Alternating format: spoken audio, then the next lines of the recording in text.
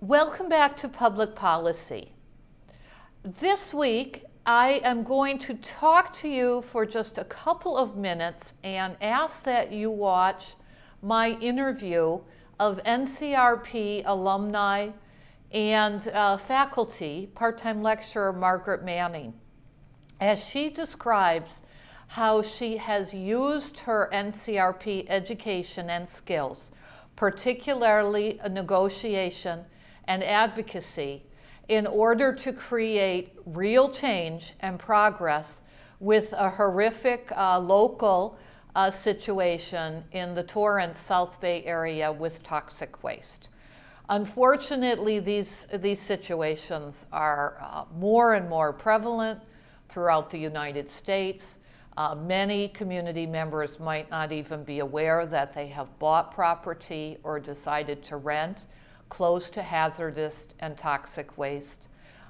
It will be an eye-opener for some of you, but I hope in listening to this interview, you will consider how you might also use and develop your negotiation and advocacy, as well as your mediation and facilitative skills throughout this course.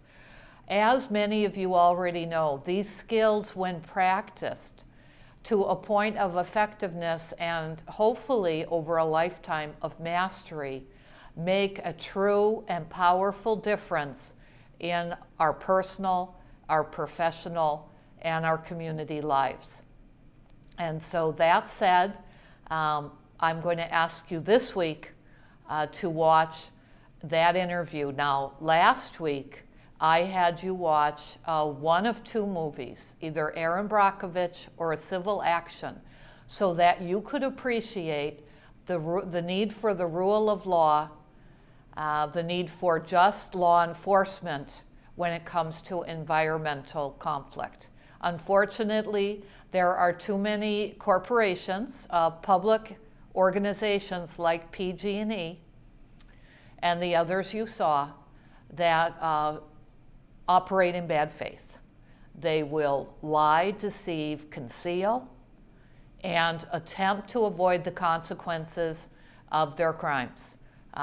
Critically important that we have rule of law prohibiting this, that we have just penalties so they are discouraged from repeating these horrific acts. I could go on and on as a former lawyer. I'm not going to do that today. But I will say in a few weeks, I will be talking to you about mediation, facilitated rulemaking, and other environmental processes. And throughout the course, we will go back and forth with the need for rule of law, embracing rule of law in whatever NCRP process we are considering, and quasi-legal processes like the arbitration you saw if you watched Erin Brockovich. There are many reasons, and hopefully ADR has introduced you to these reasons, that quasi-legal processes may be necessary.